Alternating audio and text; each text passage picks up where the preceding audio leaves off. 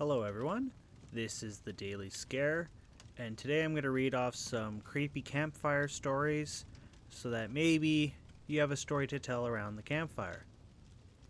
So our first one is going to be Axe Murder Hollow. Suzanne and Ned were driving through a wooded, empty section of highway. Lightning flashed, thunder roared, the sky went dark in the torrential downpour. "We'd better stop," said Suzanne. Ned nodded his head in agreement. He stepped on the brake and suddenly the car started to slide on the slick pavement. They plunged off the road and slid to a halt at the bottom of the incline. Pale and shaking, Ned quickly turned to check if Suzanne was all right. When she nodded, Ned relaxed and looked through the rain-soaked windows. "I'm going to see how bad it is," he told Suzanne and went out into the storm. She saw his blurry figure in the headlights, walking around the front of the car. A moment later, he jumped back in beside her, soaking wet. "The car's not badly damaged, but we're wheel deep in mud," he said. "I'm going to have to go for help." Suzanne swallowed nervously. There would be no quick rescue here. He told her to turn off the headlights and lock the doors until he returned. Axe Murder Hollow. Although Ned hadn't said the name aloud, they both knew what he had been thinking when he told her to lock the car. This was the place where a man once had taken an axe and hacked his wife to death in a jealous rage over an alleged affair. Supposedly, the axe-wielding spirit of the husband continued to haunt the section of the road. Outside the car, Suzanne heard a shriek, a loud thump, and a strange gurgling noise, but she couldn't see anything in the darkness. Frightened, she shrank down into her seat. She sat in silence for a while, and then noticed another sound.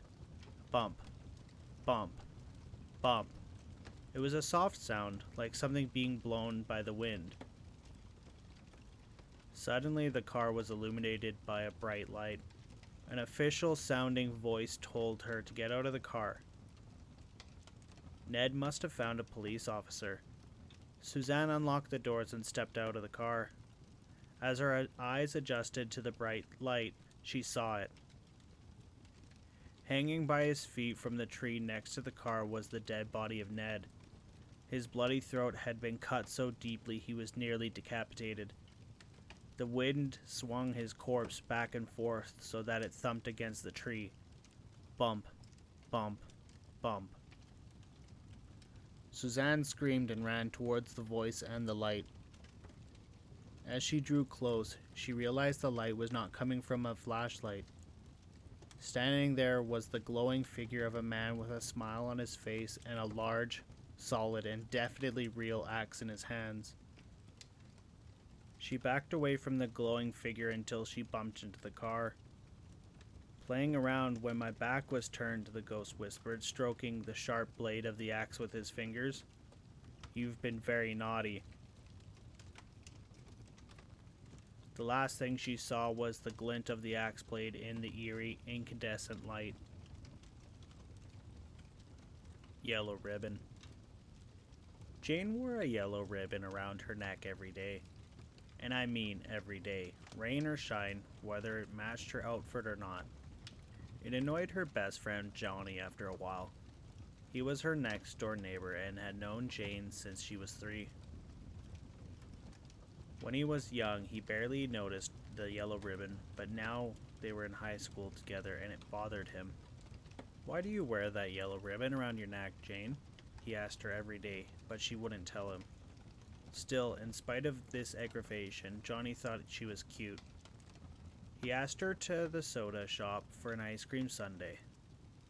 Then he asked her to watch him play in the football game. Then he started seeing her home, and come the spring, he asked her to the dance. Jane always said yes when he asked her out, and she always wore a yellow dress to match the ribbon around her neck. It finally occurred to Johnny that he and Jane were going steady, and he still didn't know why she wore the yellow ribbon. So he asked her about it yet again, and again she did not tell him. "Maybe someday I'll tell you about it," she'd reply. Someday? That answer annoyed Johnny, but he shrugged it off because Jane was so cute and fun to be with. Well, time flew past, as it has a habit of doing, and one day Johnny proposed to Jane and was accepted. They planned a big wedding, and Jane hinted that she might tell him about the yellow ribbon around her neck on the wedding day. But somehow, what with the preparations and his beautiful bride and the lovely reception, Johnny never got around to asking Jane about it. And when he did remember, she got a bit teary-eyed and said, "We are so happy together. What difference does it make?" And Johnny decided she was right. Johnny and Jane raised a family of 4, with the usual ups and downs, laughters and tears. When their golden anniversary rolled around, Johnny once again asked Jane about the yellow ribbon around her neck. It was the first time he brought it up since the week after their wedding. Whenever their children asked him about it, he'd always hush them, and somehow none of the kids had dared ask their mother. Jane gave Johnny a sad look and said, "Johnny, you've waited this long, you can wait a while longer." And Johnny agreed. It was not until Jane was on her deathbed a year later that Johnny, seeing his last chance slip away, asked Jane one final time about the yellow ribbon she wore around her neck. She shook her head a bit at his persistence and said with a sad smile, "Okay, Johnny, you can go ahead and untie it." With shaking hands, Johnny fumbled for the knot and untied the yellow ribbon around his wife's neck, and Jane's head fell off. Vanishing Hitchhiker. A boy and his friend were on their way to a dance driving down a lonely country road. They saw a young girl standing at the side of the road with her thumb out. The boys stopped to ask if she'd like a ride. She asked them if they'd take her home, but they told her they were on their way to a dance. They asked the girl if she would like to come too, and she accepted their invitation. So they all got in the car and she sat in the back seat. It was a very cold night and she borrowed one of their overcoats. They danced all night, and when it got late, she asked them to take her home. So they drove to her house and stopped and let her out. Suddenly, one of the boys remembered he had forgotten to ask her for his overcoat. His friend said, "Wait until tomorrow, we'll come back."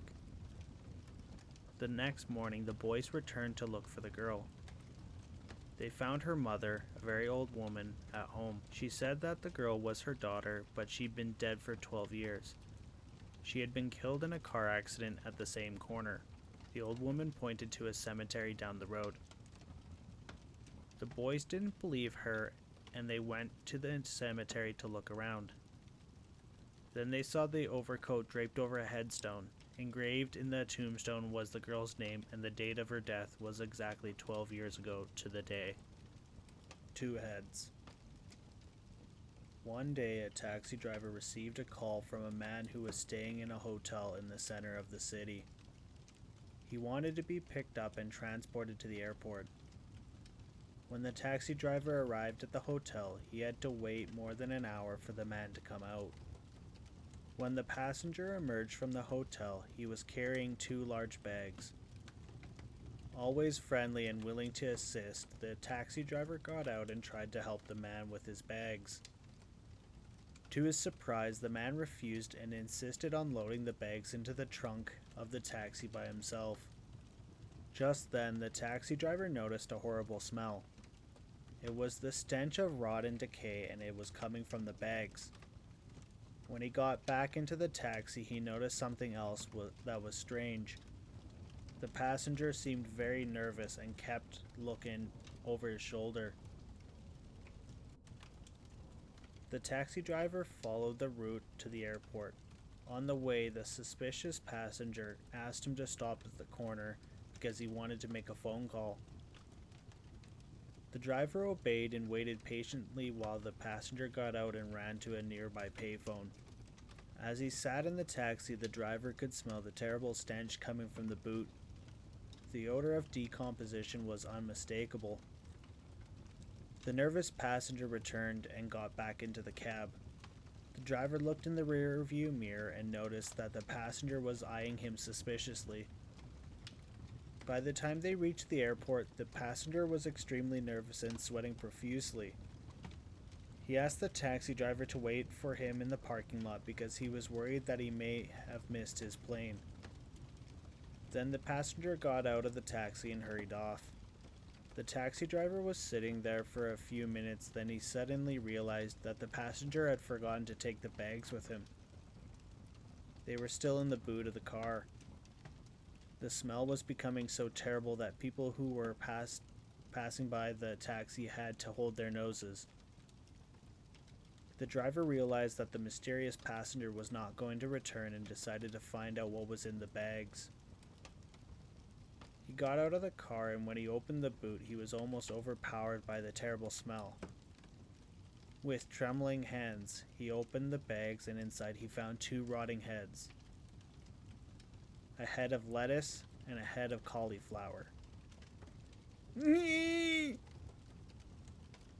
Alright, I hope you guys enjoyed these stories.